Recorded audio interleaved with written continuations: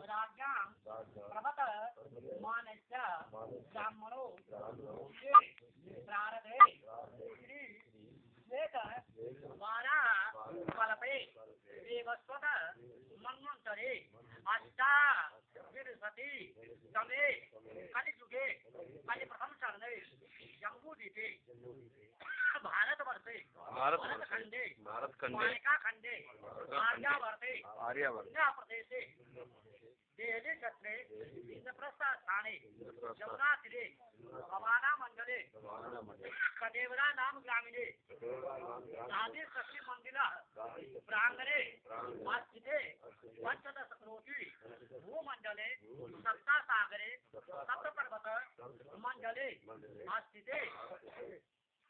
महासागरे संस्कृते नगरे यमुना तीरे स्थिते मम ब्राह्मण क्षत्रिय वैश्य जो भी है अपना वर्ण को करें ब्राह्मण वंश उत्पन्नोहन अमुक हमको